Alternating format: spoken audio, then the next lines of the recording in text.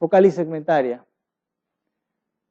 Como les dije, es una de las lesiones anatomopatológicas que se reporta con mayor frecuencia en todas las series de biopsias en el Perú especialmente. 7 al 20% de los casos de síndrome nefrótico son explicados por este tipo de lesión y en el caso de los adultos 35%.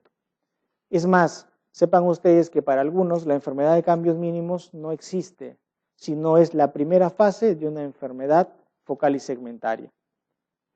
5 al 10% de esta patología tiene la capacidad de remitir en forma espontánea, pero en general el mensaje es, si una focal y segmentaria no se trata, todas van a enfermedad renal crónica irremediablemente. De tal modo que la sobrevida a 10 años va a ser de entre el 65 al 90% en todo aquel caso que se ha logrado inducir la remisión del síndrome nefrótico, pero solamente en el 20 al 40% va a tener función renal conservada si es que no hubo remisión total, es decir, si es que hubo remisión parcial. El detalle con la focal y segmentaria es que tiene una alta recurrencia en el post-trasplante, por ende, es importante biopsiar a todos los pacientes para poder darle el soporte a todo órgano injertado dentro del contexto de una focal y segmentaria. Normalmente, tras 5 a 20 años, dependiendo de la gravedad del cuadro, ustedes van a tener a un paciente en diálisis, irremediablemente. ¿De acuerdo? De todas las variantes clínicas, es la variante TIP la que mejor evolución tiene. Y vamos a ver a qué me refiero cuando digo esto. Una focal y segmentaria puede obedecer a dos grandes categorías, o es primaria o es secundaria. ¿Y para qué sirve esta diapositiva? Para que ustedes se den cuenta de lo siguiente. Siendo primaria o idiopática, la fisiopatología del cuadro es todo aquel algoritmo que les he presentado para un síndrome nefrótico. Pero cuando es secundaria, va a obedecer a dos posibles causas. O es que ese riñón está sometido a hiperfiltración, o es que ese riñón está sometido a procesos de cicatrización. ¿Y por qué nos interesa esto? Porque todo paciente obeso, diabético, con enfermedades cardíacas, con los cuales tratamos todos los días, hacen hiperfiltración. Y todo paciente con hiperfiltración tiene el alto riesgo de desarrollar, ¿qué? Enfermedad focal y segmentaria. O sea que un gordito que es hipertenso tiene alto riesgo de desarrollar mi enfermedad renal crónica en algún momento de su evolución. ¿Estamos? Y ahora ya no se van a preguntar, ¿y por qué entró si nunca tuvo nada? Probablemente sea la obesidad el responsable. Otra causa importante es esta, reducción de la masa renal. Existe actualmente, algunos de repente lo pueden haber leído, la teoría de del reclutamiento celular de Brenner. ¿Qué dice esta teoría? Dice que en la etapa embriogénica, cuando todo está bien, cuando no hay ninguna noxa, la programación de células para cada uno de los órganos siempre es correcta, pero cuando el paciente procede de una madre preeclámptica, y ahí el riesgo, una madre desnutrida, hipertensa, diabética o con alguna noxa, tiene incapacidad de lograr toda la placentación adecuada o todos los elementos adecuados para el desarrollo citogenético y va a producirse menor reclutamiento celular. En el caso del riñón, ya no viene con el número de nefronas normales, programadas para cada uno de nosotros, viene con menos número de células. Por eso es que ahora se está intentando hacer un trabajo para demostrar que el bajo peso al nacer, que todo el mundo sabe que es un riesgo para enfermedad renal crónica, tiene correlación con la misma acá en el Perú. ¿De acuerdo? Hay un trabajo muy bonito. Bajo peso al nacer, preeclampsia severa, alto riesgo de glomerulopatía o enfermedad renal crónica o algún tipo de lesión en relación con focal y segmentaria. Para eso era la diapositiva, ¿de acuerdo? Y la cicatrización, bueno, en relación con cualquier problema vasculítico, infeccioso, inflamatorio, que puede originar este cuadro. Si ustedes se encuentran en una primaria, ¿cómo podrían decir? Esto puede ser primario o esto puede ser secundario. Les va a venir a la mente esa idea. Pues bien, ustedes dirían que es primario cuando el síndrome aparece en forma rápida, cuando la proteinuria es masiva, cuando la proteinuria tiene una evolución aparatosa, cuando el síndrome nefrótico es florido, cuando el volumen glomerular está es normal, y hay una fusión pedicilar difusa. Es decir, tú tienes un síndrome nefrótico, es un adulto, tú dices, esto es focal probablemente, porque me han dicho que es la primera causa. Perfecto, muy bien, ¿es primario o es secundario? Entonces tú te basas en estos ítems. Si apareció bruscamente, en forma rápida, sin ningún antecedente, probablemente sea primario, ya que si es secundario, normalmente tiende a ser proteinurias de menor cuantía. A todo obeso sométanlo a una proteinuria y van a ver que hiperfiltra, va a tener hiperfiltración. A todo hipertenso, sométanlo a una proteinuria y van a ver, los que leen, van a darse cuenta que la albuminuria es un factor de riesgo y es hiperfiltración. Entonces probablemente te esté haciendo una focal y hay un daño de órgano blanco, por eso es marcador de riesgo cardiovascular y renal, obviamente. Fisiopatológicamente, la enfermedad focal y segmentaria es una podocitopatía, así de simple. Es una afectación directa por injuria glomerular que te lleva a borramiento de los pies de los podocitos con instalación de la proteinuria, proceso que puede ser potencialmente reversible con el uso de los esteroides. De tal manera que toda injuria sobre el podocito va a originar o apoptosis o desprendimiento o ausencia de la capacidad de duplicación, y esto ya está en revisión, ¿eh? Porque antes se decía que el riñón tenía células madre dentro de, ahora se sabe que no es necesariamente así. Todo esto te lleva a podocitopenia y esta podocitopenia te lleva a la esclerosis y bingo, ya tienes tu focalis segmentaria. Una focalis segmentaria normalmente se caracteriza por ser no proliferativa, pero en donde hay infiltración inflamatoria que compromete a los glomérulos, que en el peor de los casos puede condicionar ruptura de ese glomérulo y apertura de todo este contenido a la luz. ¿Qué les quiero decir con esto? Que una focalis segmentaria les puede dar semilunas. Es decir, una focalis segmentaria que evoluciona mal puede terminar haciéndoles una rápidamente progresiva en algún momento. ¿De acuerdo? ¿Cuáles son las consecuencias cuando se forman estas famosas semilunas en este contexto? Que es que se desarrollan adhesiones hacia los capilares perfundidos, hay compromiso en el filtrado glomerular, se van a producir flujos anómalos hacia el intersticio, lo cual va a originar mayor proliferación intersticial por la liberación de citoquinas y factores de crecimiento tisular, lo cual te lleva a glomerulosclerosis, así de simple. Miren acá, ¿por qué le llamamos focal y por qué le llamamos segmentaria? Punto número 1, cuando ustedes, bueno, para los que les interesa ser nefrólogos o para los que van a ser anatomopatólogos, para que ustedes digan que una biopsia es suficiente, lo que necesitan es por lo menos 8 glomérulos en esa muestra, con excepción de la membranosa, en donde solamente basta un glomérulo. Para que ustedes sean categóricos en su diagnóstico de glomerulopatía, necesitan 8 glomérulos en esa muestra. Si ustedes ponen al microscopio de menor aumento y contemplan todo el panorama, van a poder ver, suponiendo que tienen 12 glomérulos, en el extremo derecho, izquierdo, un grupo afectado, en el otro extremo de acá otro grupo afectado, acá abajo de repente otro grupo afectado. Por eso se llama focal. ¿Y por qué se llama segmentaria? Porque cuando suban el aumento van a ver que estos glomérulos tienen segmentos que están comprometidos. Por eso es el nombre de focal y segmentaria. ¿De acuerdo? ¿Cómo se llama? Gas of War, ¿no? Sí, Gas of War. Ya, seguimos. Acuérdense que tengo una partida de PlayStation. A ver, vamos a ver.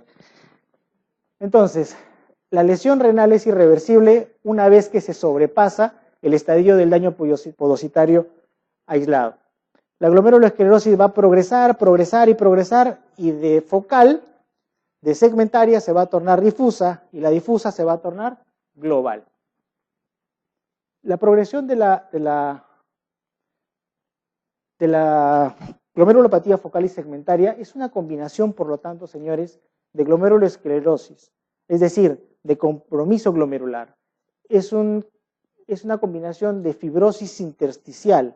Todo ese intersticio, toda esa superficie bajo la cual se asienta todos los glomérulos también está comprometida y hay alteración capilar, es decir, hay no solamente compromiso netamente de la unidad funcional, sino de toda la arquitectura del glomérulo por sí. Y esto les va a llevar ¿a qué? A un desbalance en esa matriz extracelular. Van a predominar angiotensinas, factores de crecimiento tisulares, factores de necrosis, etcétera, etcétera, etcétera. Todo esto, ¿qué es lo que va a dar como resultado? Proliferación fibroblástica. Y si hay fibroblastos, ¿qué es lo que hay? Acumulación de matriz. Y si hay matriz, ¿qué es lo que hay? Cicatrización. Y si hay cicatrización, ¿qué es lo que tienen? Lesión renal avanzada. Por lo tanto, la podocitopatía con activación mesangial y pérdida de matriz extracelular, finalmente, ¿a qué los va a llevar? A pérdida de la masa renal. ¿Cuál es su misión, por lo tanto, conociendo toda la fisiopatología? Es frenar. Miren acá, ¿qué es lo que van a frenar? La inflamación. ¿Para qué? Para evitar la activación endotelial. ¿Qué es lo que van a, como objetivo, trazarse ustedes? Frenar la proteinuria. Esto es importante. Detener con la proteinuria, de esa manera, limitar o detener la fibrosis intersticial. Y anatomopatológicamente, así como la enfermedad de cambios mínimos tiene algunas características, la focal y segmentaria también tiene, y esto es lo que ya les dije, ¿no?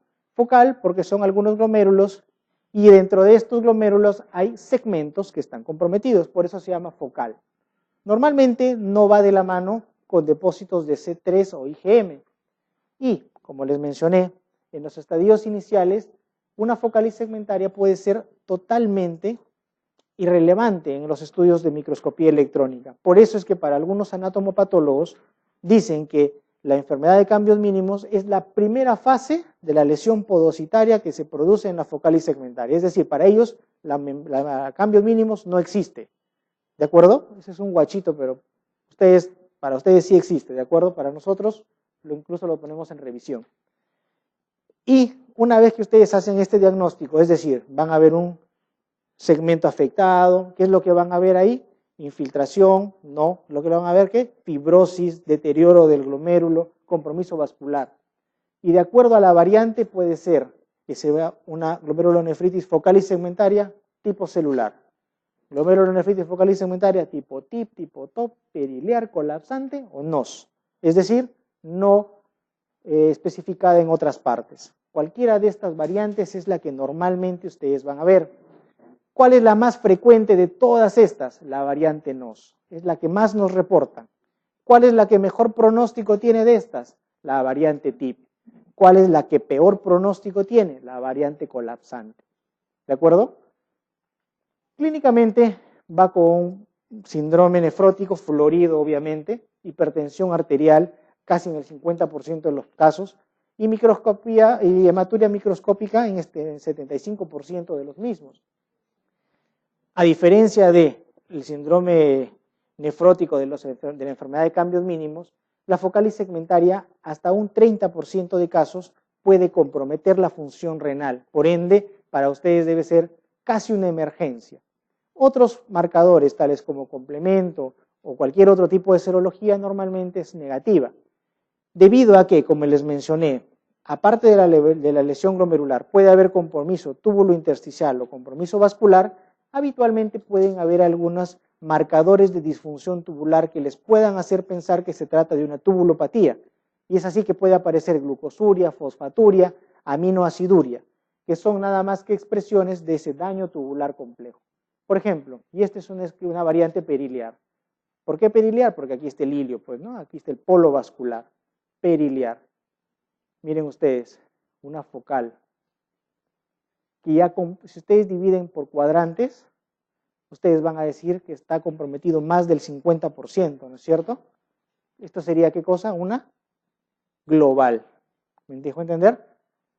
Esta es la variante TIP que está al frente del polo vascular, justo donde asienta el inicio de los túbulos.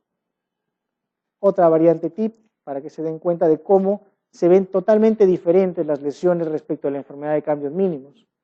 Otra variante TIP en donde se produce esta lesión y acá ya comienza a haber pérdida del espacio del polo urinario y esto ya es glomerulomegalia, así le llamamos. O sea, incremento del volumen del glomérulo. Y acá probablemente ya se esté desarrollando una cicatriz y esto le llamamos semiluna. La variante colapsante, es decir, parte del penacho vascular simplemente colapsó, por eso se llama colapsante. Ejemplos de este tipo de variante, la nefropatía inducida por VIH, que es inicialmente el patrón en el cual se describió. Y por supuesto más esclerosantes, donde todo ya finalmente no es más que una cicatriz. Cicatrices, miren por acá, se rompió el polo, se rompió todo el glomérulo, se ha formado una cicatriz. ¿Y por qué es importante para nosotros que nos digan qué tipo de cicatriz es? Porque es diferente que usted me informe a mí, valga la redundancia, me informe si es que esa cicatriz es fibrosa o si es que esa cicatriz es epitelial. ¿Por qué? Porque si usted me dice que esa cicatriz, o sea, si esa semiluna es fibrosa, obviamente ya no voy a hacer nada, porque ¿quién puede hacer algo con el fibroblasto? Nadie, ¿de acuerdo? Pero si usted me dice, esto es vasos, células infiltradas, estos son linfocitos, o cualquier otro tipo de macrófago, yo entiendo que esta es una glomerulopatía activa y en consecuencia yo voy a entrar a hacer inmunosupresión agresiva para rescatar a ese riñón. Bueno, tenemos un tópico en relación con VIH, pero lo vamos a pasar esto. Muy bien, ya tienen entonces todas las herramientas para pensar en una focal y segmentaria, para discernir si es primaria o si es secundaria en función de su evolución. Saben cómo probablemente se pueda ver la anatomía patológica y cuáles son las variantes. La pregunta es, ¿y de qué me sirve eso si no sé cómo tratarla? Nuevamente, debemos atender a un solo punto de partida. ¿Cómo está la función del riñón? ¿Esa función del riñón está aún conservada o ya está tomada? Punto de corte para este algoritmo de la Sociedad Española de Nefrología es 1.5 gramos por decilitro. En general, ustedes pueden estimar tasas de filtraciones glomerulares, ¿de acuerdo? 75% para algunos, para otros 50%. Pero si quieren una herramienta como punto de corte, evidencia A, ¿de acuerdo? 1.5 miligramos por decilitro. Si, por lo tanto, tienen una función renal conservada, ustedes como elección, otra vez prednisona, esteroides, evidencia A, dosis, 1 miligramo por kilo por día, 8 semanas. ¿Pueden asociar o no un IECA y un ARA? La pregunta es, ¿y por qué asocio IECA o ARA si decimos que el síndrome nefrótico no hay normalmente hipertensión o no forma parte florida del cuadro? Ustedes me dirán porque hasta el 50% son hipertensos, pero esa no es la razón. Nosotros asociamos IECA o ARAs a las dosis máximas toleradas para ejercer efectos antiproteinúricos y antiinflamatorios sobre el glomérulo. Esa es la utilidad del uso del IECA y el ARA en el control de la proteinuria, no de la hipertensión. ¿De acuerdo? Evidencia B. Y como usted va a utilizar esteroides durante 8 semanas, o tal vez tenga planeado hacerlo durante 3 meses, o casi 6 meses o más, probablemente con evidencia de sustento clase A, convendría utilizar suplementos de calcio con vitamina D para reducir el impacto sobre el sistema esquelético de la paciente. 8 semanas de tratamiento, ¿de acuerdo? Terminan las 8 semanas de tratamiento y usted va a hacer el mismo corte que hizo con la enfermedad de cambios mínimos. Y dice usted, ¿hay remisión? No hay remisión. ¿En qué se basa para decir que hay remisión o no? Simplemente todo volvió a la normalidad. Eso es remisión. Acá no hay nada más que pensar en eso.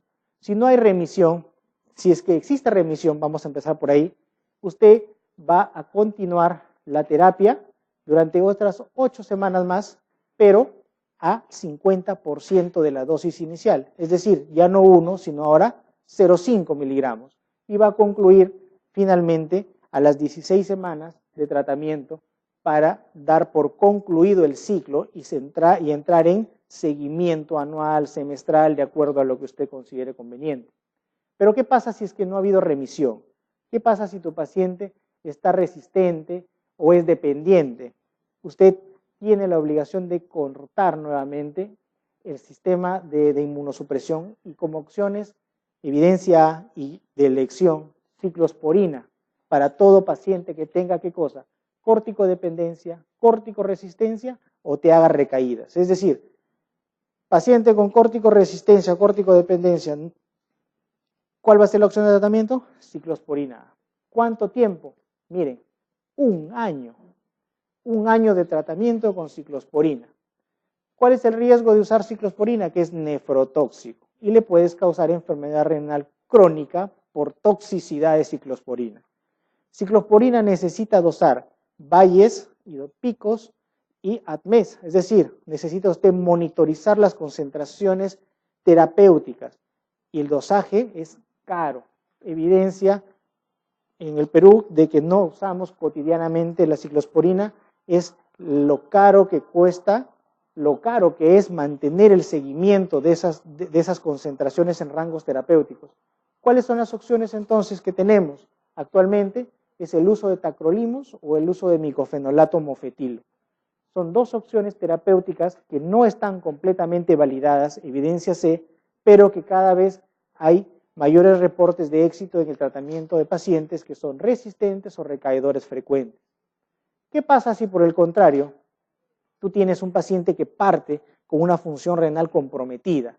Simplemente tienes que individualizar. ¿Qué te dice la biopsia? ¿Vale la pena exponerlo? No vale la pena exponerlo. Hay fibrosis, hay compromiso de más del 50% de los glomérulos, hay esclerosis, simplemente dale un yeca, un ARA, un traguito de agua bendita cada 24 horas y le vas a decir que comience a comprar su seguro, que comience a pensar en que va a entrar a diálisis sí o sí. ¿De acuerdo? De lo contrario, ustedes pueden individualizar cualquiera de las opciones que les he presentado. En consecuencia, son 8 semanas, primer corte, 16 semanas, segundo corte. ¿De acuerdo? Y de ahí entran a manejo individualizado. Preguntas. Preguntas con la focal y segmentaria. Muy bien. Membranosa. 20 al 50% de total de casos. Típicamente entre los 16 y los 65 años, frecuentemente entre los 40 y los 60, que es donde se produce el pico máximo de la enfermedad. Pero en este rango amplio de edades es que pueden ustedes pensar en membranosa. Generalmente nosotros decimos que la membranosa es patrimonio de los ancianos, de los mayores de edad. No pensamos en los más jóvenes, pensamos en otras cosas, pero los libros también lo establecen en el rango de edad a contemplar para los diagnósticos. Y esto es lo que les decía. Una característica importante para que ustedes piensen en enfermedad membranosa es que hayan depósitos inmunes subepiteliales. Si la anatomía patológica les dice depósitos subepiteliales, esto es membranoso hasta no demostrar lo contrario. Y esto es casi patognomónico por si acaso. Todas las lesiones que puedan dar como expresión una membranosa obedecen a causas que pueden ser primarias o secundarias. Frecuentemente son el sexo femenino, es el sexo femenino el que se afecta con mayor frecuencia. 8% vienen a ser idiopáticos y el otro 20% normalmente causas infecciosas o autoinmunes. A la glomerulonefritis focal y segmentaria se le reconoce que en el 50% de los casos, a pesar de ser un síndrome nefrótico, va a cursar con hematuria. Y el 75% de todos ellos es un síndrome florido, un síndrome nefrótico florido. Normalmente es inusual la presencia de hipocomplementemia, aunque puede obedecer. Y al igual que en el caso de la focal y segmentaria, hay alto riesgo de presentarse en un paciente que es trasplantado. Y si este paciente entra a trasplante células madre, células hematopoyéticas, la recurrencia o que sea causado por una enfermedad, por un stem cell, también es alta. Por lo tanto, entra con leucemia, le hacen trasplante de células madre y te hace enfermedad membranosa y te hace falla renal. Entonces tienen que pensar los que van a ser hematólogos bastante. Etiopatológicamente lo que tenemos es lo siguiente. ¿Qué es lo que tenemos? Formación de inmunocomplejos. Inmunocomplejos in situ. ¿A quién hay que tomar en cuenta acá? Al complejo de ataque de membrana. Al complejo C5b9, que se forma básicamente a nivel tubular. Este es el responsable de todas las lesiones que se producen en la enfermedad de cambios mínimos, ya que se producen depósitos de inmunocomplejos. Antiguamente se les llamaba el antígeno de Heymann, llamado megalina, que fue descrito desde el año 59, luego de la Segunda Guerra Mundial. Pronóstico, es la llamada enfermedad de los tercios. Un tercio se sana.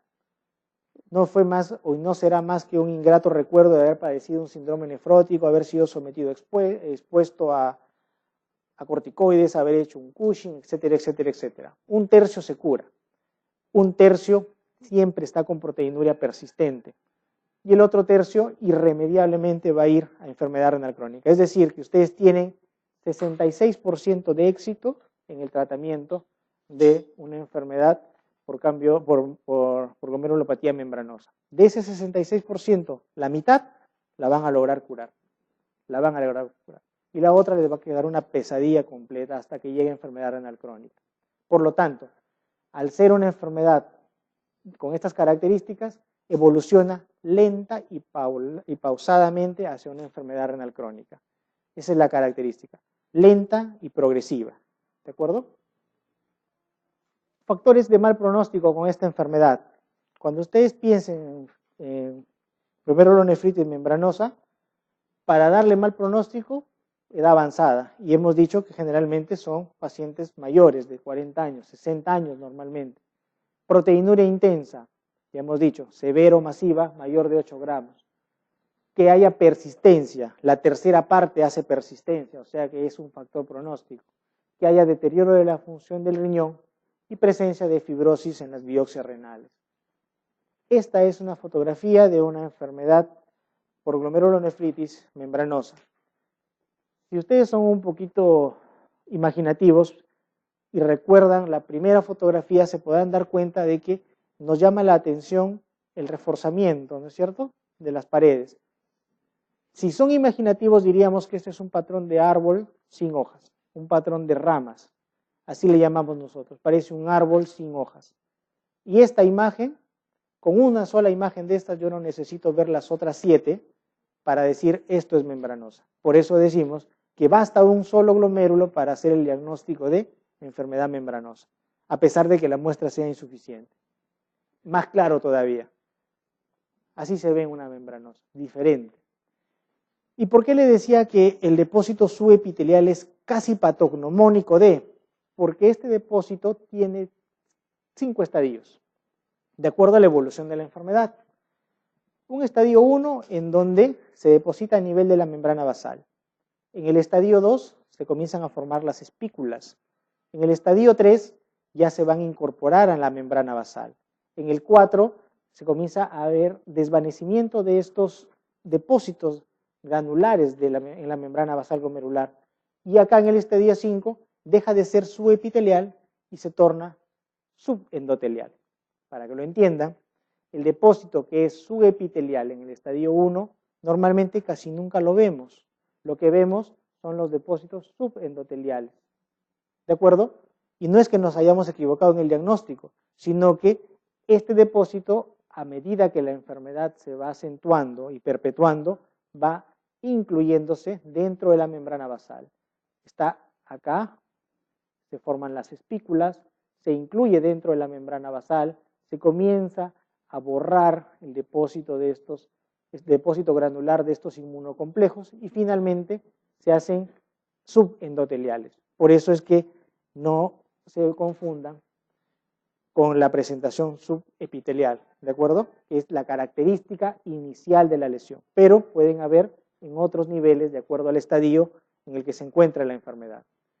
La inmunofluorescencia, por lo tanto, ¿qué les va a decir? Depósitos densos. ¿Cómo están compuestos? Principalmente inmunoglobulina G. Principalmente presencia de depósitos de C3. Por lo tanto, hay una baja intensidad de estos depósitos en las formas primarias que está más acentuada en las formas secundarias. Y miren cómo se ve prendido totalmente la inmunofluorescencia como resultado de los depósitos de esos inmunocomplejos dentro de las membranas basales glomerulares. Todas estas líneas que ustedes ven es membrana basal glomerular. Todas estas líneas. Y están fluorescentes como resultado de su tinción. ¿Cómo la tratamos? ¿Cuál es el tratamiento? El tratamiento obedece a un esquema clásico de un italiano llamado Ponticelli, que es toda una institución en nefrología. Y Ponticelli, ¿qué dijo? Muy bien, mes 1, mes 3 y mes 5, dele usted a su paciente metilprednisolona, púlselo el día 1, el día 2 y el día 3 de ese mes le va a meter un pulso de 1 gramo a su paciente. Y los otros 23 días le va a dejar 0,4 a 0,5 miligramos por kilo por día. Termina el mes 1, pasamos al mes 2, suspenda usted los corticoides, porque es dosis baja, progresiva y escalonadamente, obviamente, y va a pasar usted a clorambucilo, a esta dosis. Terminan los 30 días, vuelve al mes 3, otra vez lo pulsa. Termina el mes, entra al cuarto mes, vuelta con clorambucilo. Termina y así estamos, en este esquema. ¿Cuál es el problema en el Perú? Que el clorambucilo es difícil de conseguir. ¿Qué usamos? Ciclofosfamida. ¿Cuál es el problema de usar ciclofosfamida oral? Alto riesgo de cáncer de vejiga. Y en el caso de las mujeres, extremadamente peligroso para aquellas que tengan deseos reproductivos. ¿De acuerdo? ¿Estamos? Entonces, digamos que no es muy aplicable, pero si es varón, también tiene riesgos para la reproducción, la capacidad reproductiva. Pero en las mujeres son las que tienen más impacto. Por lo tanto, como tenemos tantos problemas, veamos las alternativas entonces. Ciclosporina, tienen ustedes la dosis. ¿Cuánto tiempo? 6 meses. Dijimos que la ciclosporina tiene problema de que es nefrotóxica y dijimos que es cara de conseguir, difícil de conseguir y difícil de monitorizar por lo caro que es los dosajes. Entonces entremos a tacrolimus, ya hay en las farmacias. El problema es que es recontra caro también. ¿Qué nos queda entonces? Micofenolato mofetilo. Es una terapia asequible, es una terapia que estaría para todos los bolsillos, alrededor de 600 soles, la más barata, y alrededor de 1.200 soles, la más cara, mensuales. O sea que es sostenible para muchos de nuestros pacientes. Ahora que si tiene todas las posibilidades, pues entremos al rituximab, ¿no? Entremos al rituximab o entramos a la corticotropina sintética en dosis anuales incluso. Posibilidades de que con todas estas herramientas terapéuticas logren la remisión, 66%. O sea que vale la pena intentarlo, ¿no es cierto? Vale la pena intentarlo. Si alguno está interesado y le gusta el tema, para que sepa cómo se usa la ciclosporina, no es tema de revisión. Problemas con la membranosa. Todo entendido, nada entendido. Nada entendido. Por eso es que la nefrología es criptogénica, ¿no? Muchos llegan y dicen al nefrólogo, ese tipo es medio raro.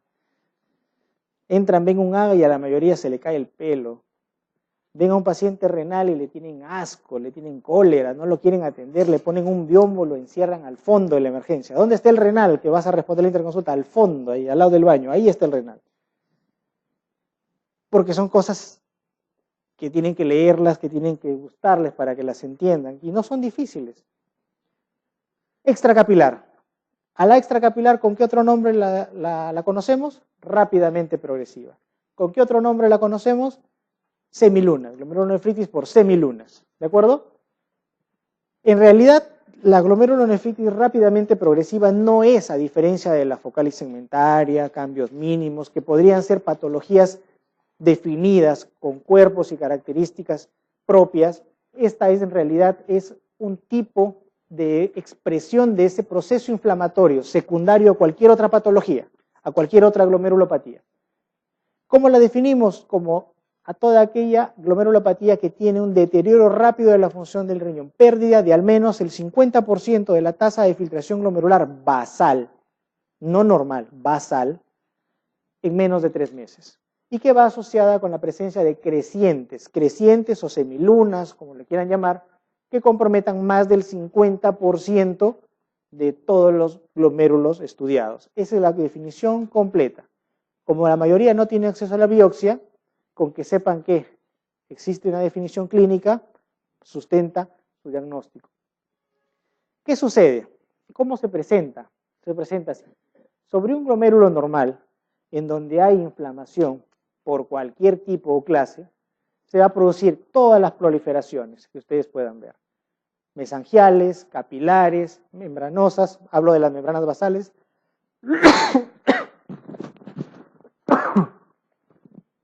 hablo de la membrana basal, creación de inmunos complejos in situ o depósito de los mismos, inflamación generosa e importante, ruptura, y la ruptura del glomérulo produce la creciente.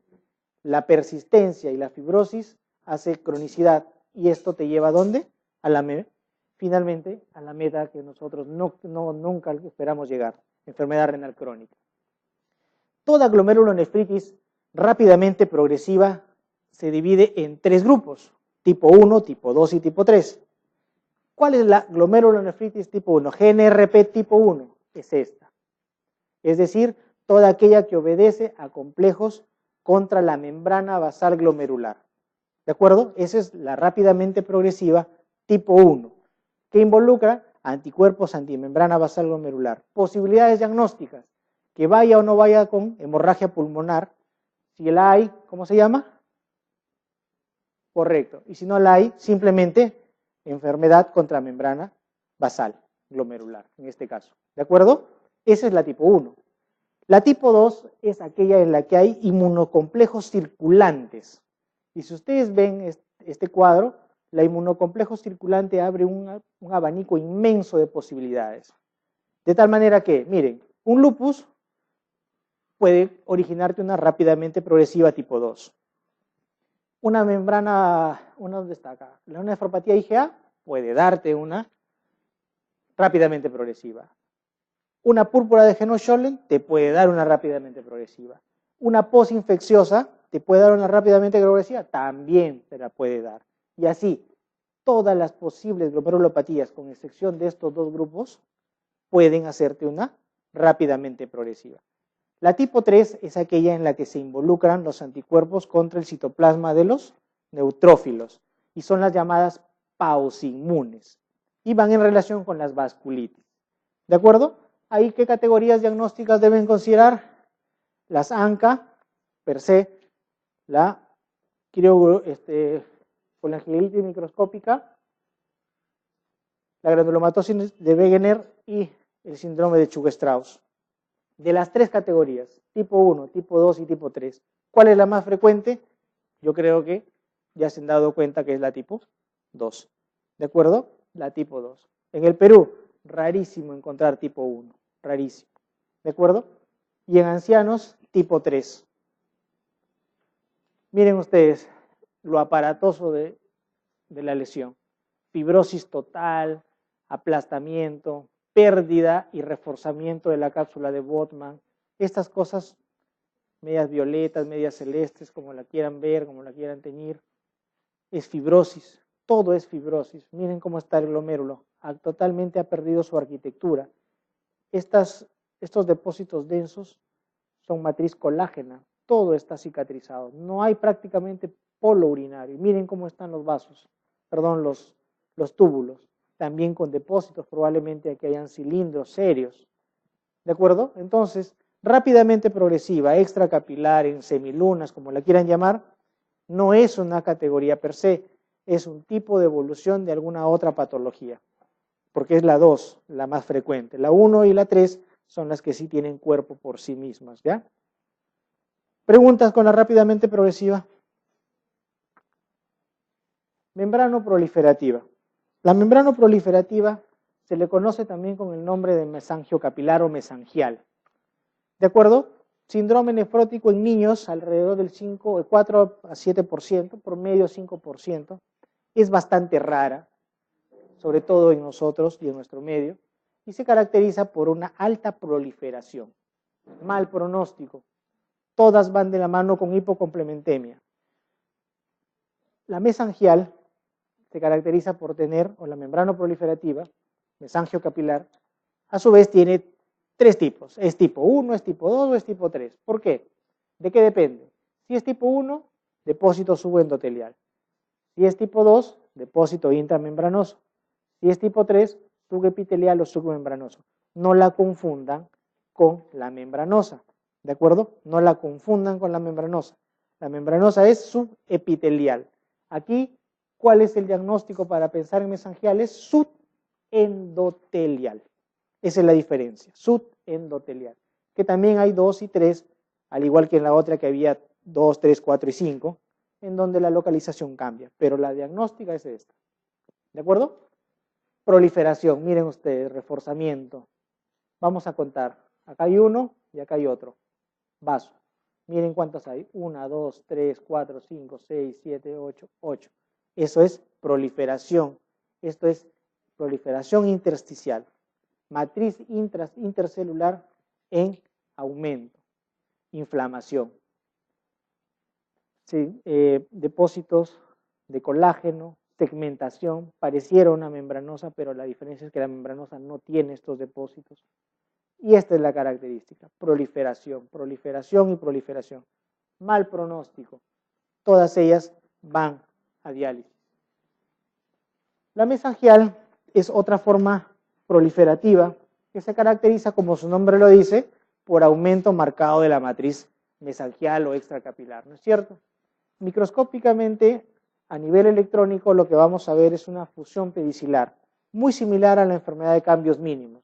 Por eso es que algunos las catalogan como una variante de la enfermedad de cambios mínimos, pero son dos cosas diferentes. ¿Cuál es la diferencia? En que la de cambios mínimos no hay proliferación y acá sí la hay. Acá es síndrome nefrítico y en la enfermedad de cambios mínimos es síndrome nefrótico. ¿De acuerdo?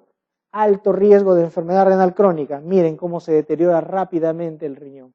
Fibrosis, esclerosis, semilunas, como lo quieran ver y todo. Miren cómo está acá la cápsula completamente laminada, engrosada y todo lo demás infiltrado. O sea, pérdida rápida y severa de la función renal.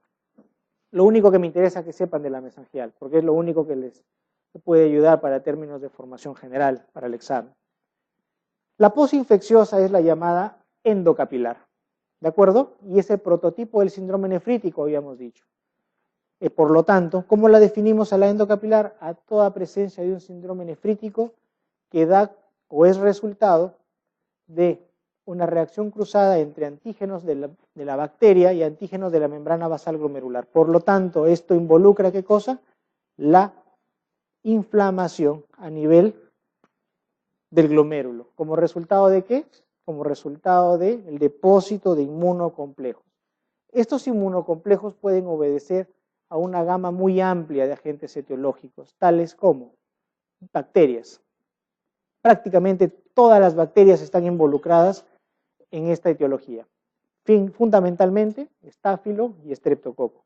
Pero sepan que el neumococo, las brucelas, las leptospiras, los treponemas en el norte, por paludismo, impresionante la cantidad de posinfecciosas.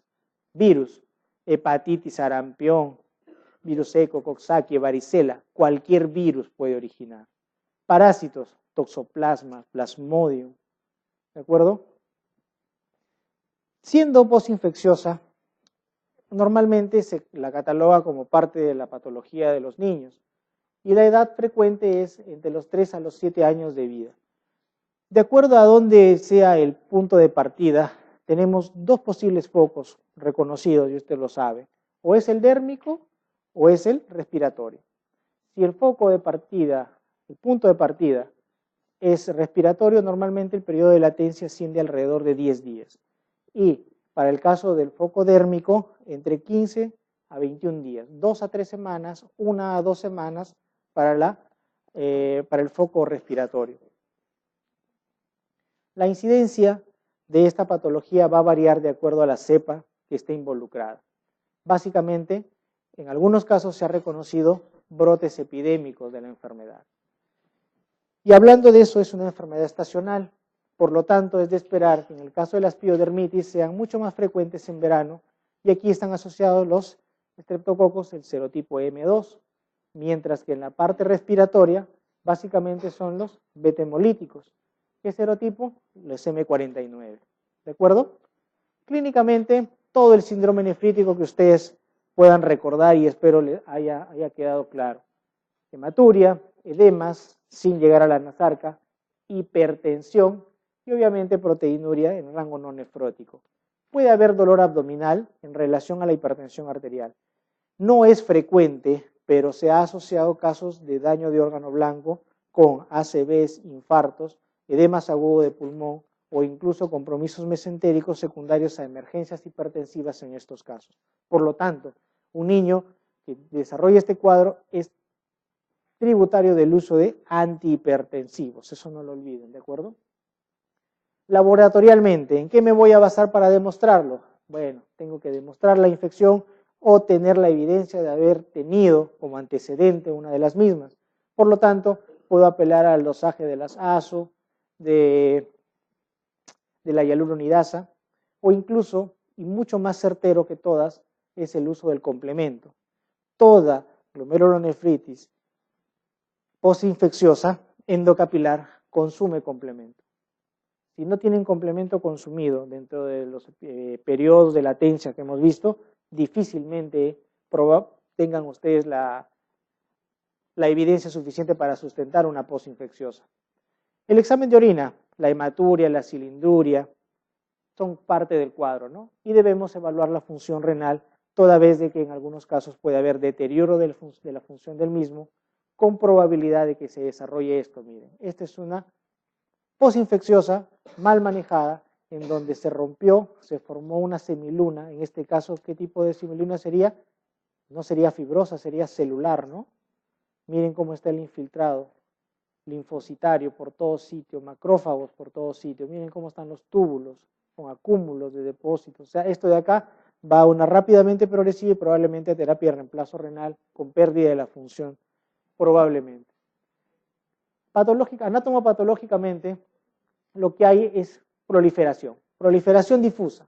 Eso es lo que hay, proliferación, hipercelularidad, expansión mesangial, infiltrados polimorfonucleares, linfocíticos, monocíticos, etcétera, etcétera, etcétera. Es decir, es una biopsia en donde ustedes van a ver alta actividad inflamatoria, en donde la inmunofluorescencia va a haber depósitos de IgG y de C3, y donde la microscopía electrónica están los llamados HAMs, jorobas. Esto, aunque no es patognomónico, les habla mucho de la presencia de una postestreptocócica, la presencia de las jorobas en las microscopías electrónicas. ¿Cómo tratamos a una postinfecciosa? Dando el tratamiento de soporte para la infección, como primera medida. Segunda medida, dar diuréticos si lo amerita, porque puede haber edema. Tercera medida, dar tratamiento antihipertensivo.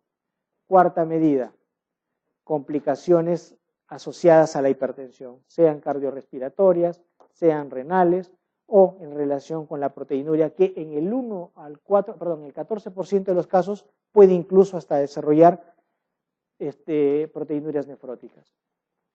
Su pronóstico es bastante bueno. Apenas el 1.8% de los que no responden al tratamiento instalado van a ser lesiones persistentes. Todos van a recuperación prácticamente. Si ustedes son agudos en su lectura, se habrán podido dar cuenta que este tratamiento no incluye esteroides. La gran mayoría de las demás glomerulopatías incluye esteroides, o sea, no cometan ese error, ¿de acuerdo? Es manejo de la hipertensión y manejo de la infección, manejo de los edemas y manejo de la hipertensión y más manejo de la hipertensión.